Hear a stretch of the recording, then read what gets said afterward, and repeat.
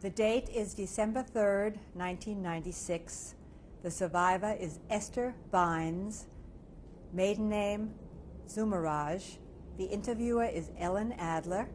We're in Whitestone, New York, United States of America, and the language is English. My name is Ellen Adler. Today I'm interviewing Esther Bines. We're in Whitestone, New York, United States of America, and it's December 3rd, 1996. Would you please tell me your name? Yes, my name is Esther Bines. Would you spell that, please? B as in boy, I-N-E-S. What was your name at birth? My name at birth was Zumaraj, S-Z-U-M-E-R-A-J. When were you born? I was born December the 12th, 1925, in Lodz in Poland. How old are you now? I'm now 70 and a half. Would you please spell Lodz for me? L-O-D-Z. Have you any recollections at all of Lodz? Yes, probably mostly from what the family, my father and mother, discussed as we were growing up.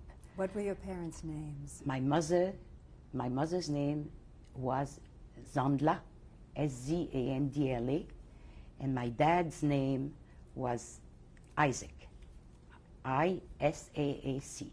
Called him Jacques to make his name French. And Mama, we called her Susan to also make her name French.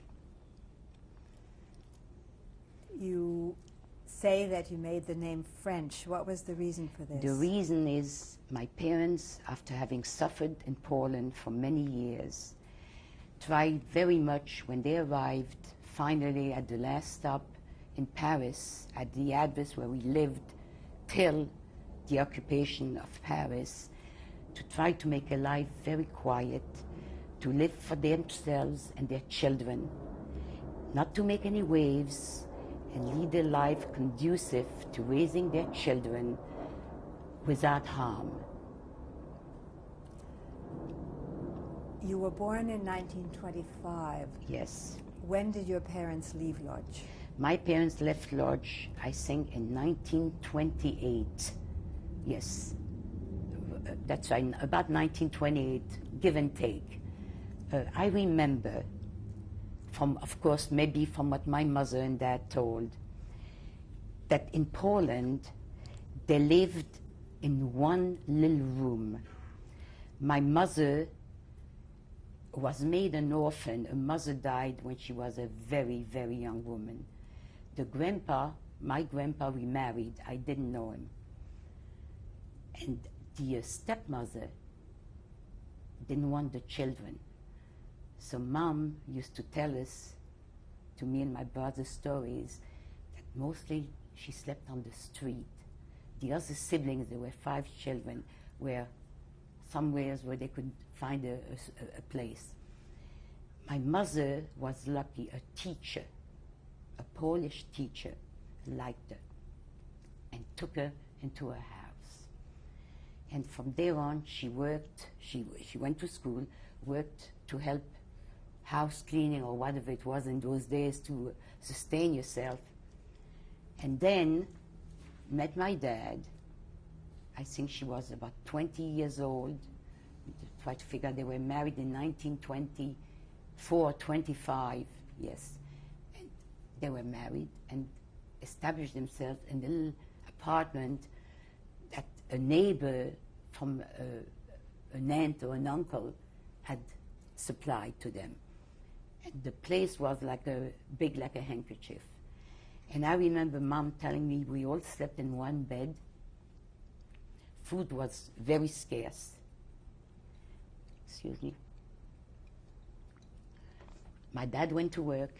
What kind of work did he do? My dad was a printer by trade. He also spoke many languages. And in other words, his education was a notch maybe a little bit higher than the Jews living in statelets. And he, at the end of the week, used to come home, and there was no money. They used to give them IOUs, live on IOUs. So Mom did some housework for people that were a bit wealthier and got a few pennies here, zlotys in those days, as it was. And then came pogroms. I know Dad, I remember him telling me that many times on his way home, and of course transportation there was your legs. Nobody had a car. Taxis, I don't know if they existed. Subways, certainly there wasn't any. So they used to walk home. And even if he didn't look Jewish, I mean, you know, he was Jew, but people bothered him because neighbors, everybody, you know, everybody was in D&E probably, so they were on the lookout for a kobay, actually. You know, a Jew was something that nobody accepted. So we're very bad times. And Mama said to me, a brother had left a while ago to go to Luxembourg, left Poland behind. And one day, he wrote, they were keeping in touch. And Mama said, could you please make us get out of this Poland because there's nothing but suffering. And luck had it, he was succeeding, I don't know how. And I remember, one day finding myself at a train station. And I remember, like I'm looking at you now, Ellen, my mother taking out an orange from a pocket. And I understand an orange in those days was, if you had a gold ingot, you couldn't have been richer. And waiting at that train station to take us to Germany, from Poland to Germany. And from Germany, I think we ended up in Luxembourg. And this brother of my mother, who was my Uncle Joseph, was waiting there.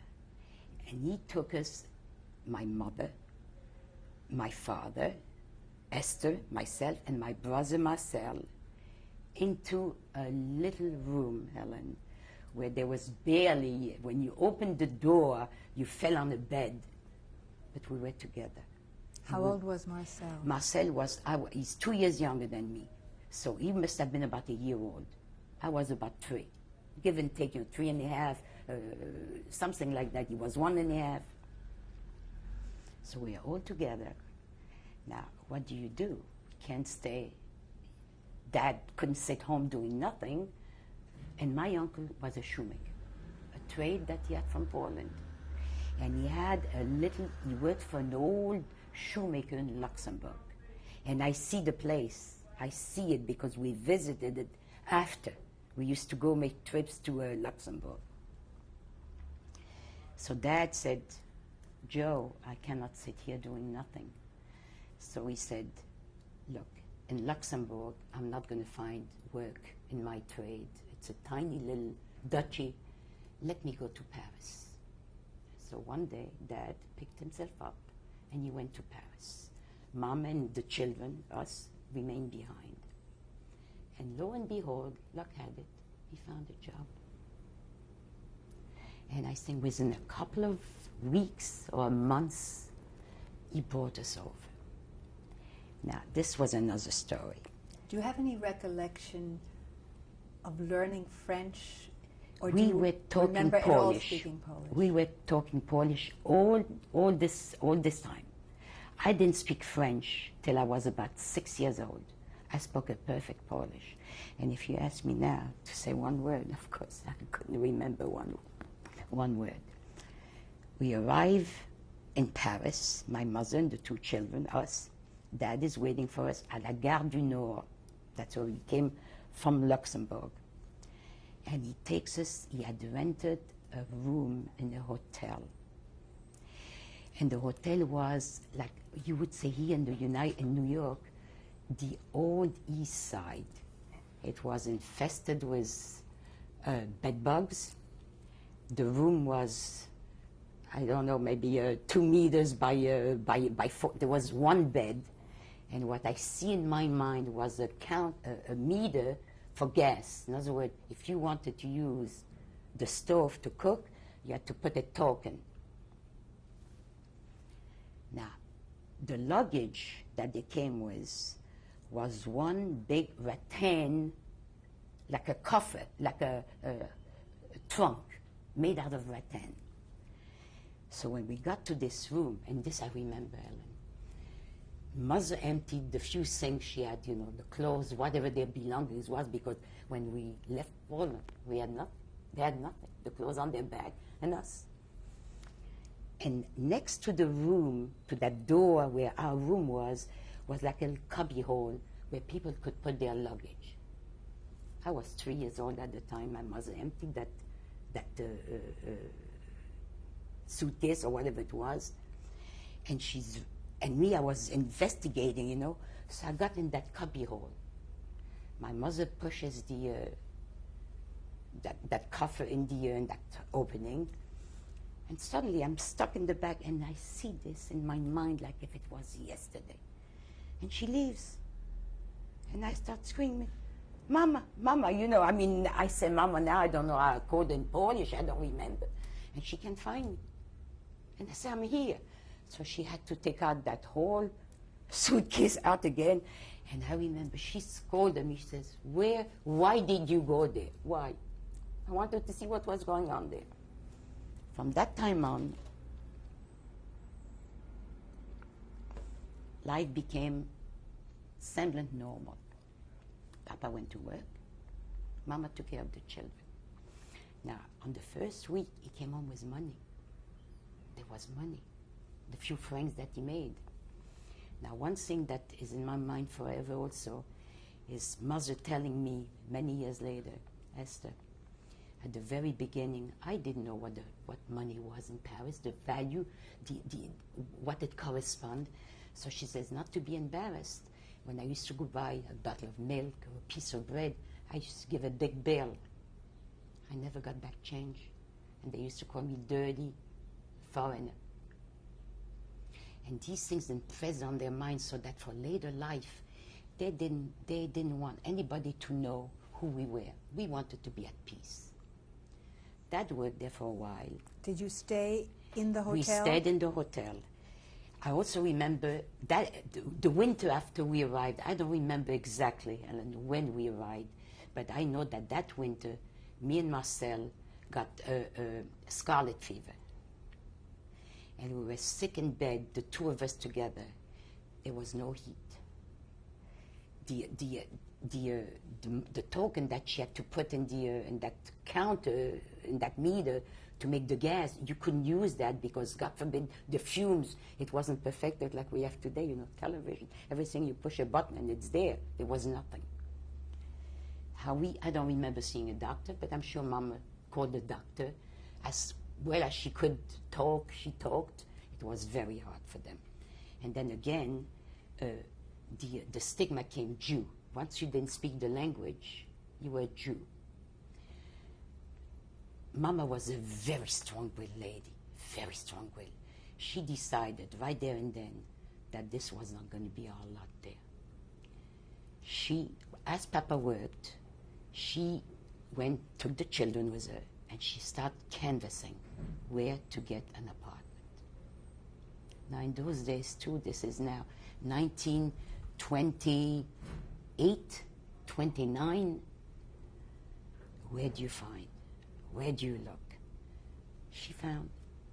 And she found one next where we crossed the school, was right there. So we wouldn't have to go far to get educated, because in their mind, the only thing that counted was education. How she finagled to have a landlord sign her. There was no money. She got to it. In other words, she was the lady that wore the pants. If that could be said in those days now, we wear the pants now, but she wore the pants. But your father did keep on My working. father worked. He did. He was a very quiet man, kept, you know, his family was, he wanted everything to be just so, and he couldn't help himself, you know, with no language. But lucky where he worked, he used the Polish, he used Jewish, he used a little bit German, so he was able, and he was a linograph, you know. In those days, they pushed the lead, you know, the letters fell down, you know, that's how they composed the newspapers. I remember vaguely. And she got the apartment. So one day we're moving. And that's where we moved, 11 Rue Urial de Haine. Was a a 6-story building, no elevator, wide staircases, so you went from one floor to the next. We got a kitchen and a 1-bedroom, and we were 4 people. Lucky in that building, the toilet were in the apartment. So we didn't have to go outside. No shower, of course, and no hot water. Mama, were there any other Polish people living nearby? That I don't remember, but later on in years, there were 3 Jewish families entire in that whole building. One on the ground floor that the Germans took away when the time came to be taken away. They took a newborn baby, and that I saw with my own eyes looking through a window, smashed his head against the brick wall. There was us, and there was another family on the 4th floor. But we were French nationals. My parents got naturalized French citizen immediately. They wanted to be part of the community. But of course, over there, when you say community, there's not, like here, we speak of your community. What community? Nobody talked to one another. In the building, I knew only my next-door neighbor because she was my age. There was a family there with 2 girls. One girl was my age, and she became my friend. Now, whether they knew we were Jewish, I think they did, but they didn't ask too many questions. The father, in those days, they were the only people with a telephone. And to me, when I looked at that telephone, I was like, how can you talk, to talk to, have an instrument at your phone, at your ear, and hear somebody else. It was unbelievable. Now, toys, we didn't have. Mama made from alte schmattes, from rags, tried to make a little doll. This girl had toys. And I used to go and play with her after school. We were friends, neighbors. She lived across the way from us. Now, Papa, of course, kept back his old job, but he had to travel. So he had to use the subway. Now, slowly, as I was with this friend, with this next-door neighbor, I started talk a little bit French. They tried to, nothing like being with children to learn. It took me I think I learned French very fast. If I could remember. And slowly I tried to teach my mama and Marcel, he was also in the house. And when I used to go play with this little girl, he came along. Do you remember how old you were when you started school? Yes, I was, I think I started kindergarten. I don't know if they call that I must have been 5 years. And that was conducted entirely in French? That was in French. But by then I could understand a few words.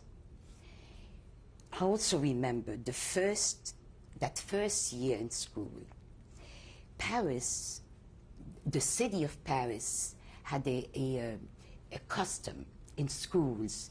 For every Christmas, it was a big holiday. Christmas, they're very religious. Every Christmas, schools got donations of toys that were distributed in the lower grades.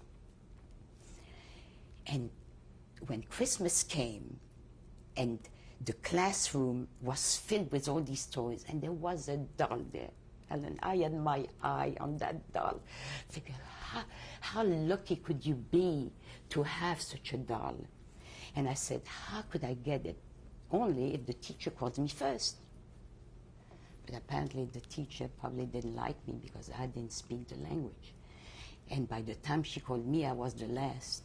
And there was nothing, practically nothing left for me as a toy. And I remember crying forever, coming home crying. Mama said, what happened? Mama Shiner, she used to call. So I related the story. She says, it's only a doll. We'll buy you a doll. Which of course never happened. And life went on.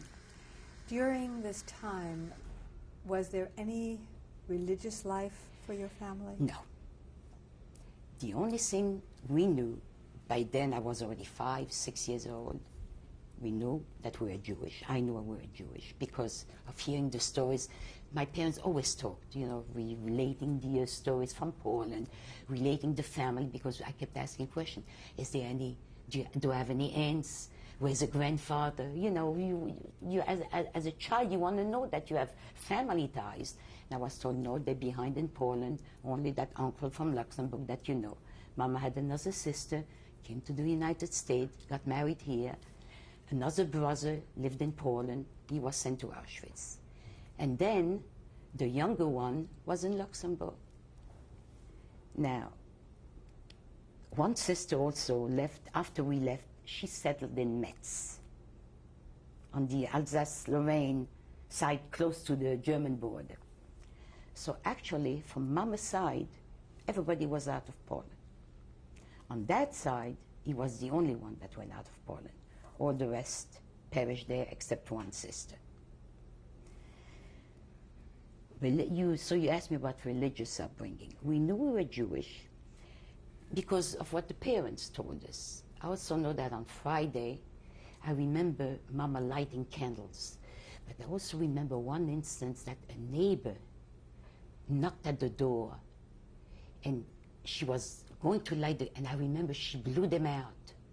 She didn't want to be asked what this ceremony was. And I think from that time on, I don't remember candles. But on the other hand, I remember she cleaning the house for Friday. We used to have wooden floors, and she used to go on her hands and knees and shine. And when we used to come home from school, we used to walk on schmattes. You know, it was like, so that as you walked, you shined the floor at the same time. And left no footprints. And that's right. And you didn't make any traces. You didn't dirty the floor. There was chicken soup. There was home-baked hollies. And we were us, just the family. For instance, at Christmas time, did you have a tree? No, definitely not. The only tree I saw is across the way at the neighbors. And I asked, what is it? Do you remember being questioned as to why you didn't have a tree? No, I don't remember. But they asked me, what is the religion? And I said, I mean, the kids, the grown-ups wouldn't ask me. Maybe they asked my parents. I would say, I don't know. I don't know. But to interject everything was religion, when finally the war, I mean, the Germans invaded, and I walked out, I was going to college. I mean, my school was called Collège Technique de Jeunes Filles. We used to have to wear the Jewish schmatte, we used to call it, was sewn into every possible garment that you had to wear. And the day I put that sign on me, my best friend from across the hall spit in my face. She says, I knew what my mother said. You're a Jew, and Jews take Catholic children, cut them up, and make salami out of their blood. And she spit in my face. And that was the end of our friendship. Prior to the Germans coming into France, of course, they invaded Poland. Yes. We had Do you a regular remember a life. reaction from your parents? They were very scared, very scared. But you see, Ellen, nobody. We were French nationals, so we figured, true, we were Jews, but you were in a liberal country. We didn't know what the Germans were capable. Did anybody know? Nobody knew what they were capable. Now life went on. Let's say we were growing up. I went to public school. I graduated. My brother Marcel went to public school, graduated. I applied. I was very smart. I really was. I was a scholar.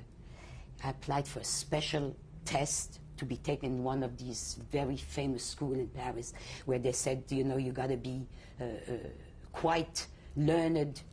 And I passed the exam. And I remember it took about 3 weeks, Ellen, to get the results. This was right after public school. I went into that other school. And I went to get results. And there was, the names were listed in big, you know, on big boards. And I started by the end, you know, towards the end. And I'm looking, and I'm looking, and I'm looking. And there is hundreds of names. And I don't see my name. I said, oh my God, I failed. Sure, you know what? I was received fifths. From whole Paris, I was number 5. So when I saw my name, Esther, I said, oh my God, 50th, so I really am smart. Mom didn't tell me that I was smart for nothing. So I came home running. I said, Mama, I'm accepted. Okay. That was 1940. No, 19, the German had come in and I started school in September. School started September of 1940. The Germans came in, I think in June, July, don't remember exactly. Now when they came in, we were scared, but you know, we were children. So you saw soldiers. What did we know? We were occupied country. We didn't realize what could come on further. So our life was, Mama went shopping, Papa went to work, children went to school. Was there any change in the way things were taught in school? No, no. Because at the school I was going, mostly was towards leading towards commercial, shorthand, languages, typing, art, gymnastic. And I loved gymnastics. So Tell me about your extracurricular activities. Well, my extracurricular really weren't that much. I used to love to dance.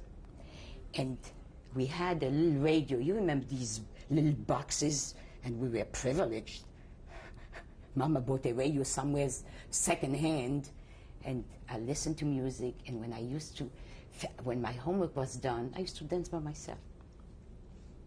And my brother used to look at me like crazy. I said, Master, come, lead me. He says, you crazy? He said, I don't know how to put a foot, left foot, right foot. He became one of the best dancers I ever knew. But anyway, so life really was going on smooth. We didn't know. Then, as time went later, then they start with decrees. One day we hear all Jews have to be, how do you call that, have to bring their name to la préfecture de police, and they have to be registered as Jews. And I remember there was a meeting in the house between Mama and Papa, and they said, we French, we have French papers. Shall we subject ourselves to this? I have to interrupt now for a tape change.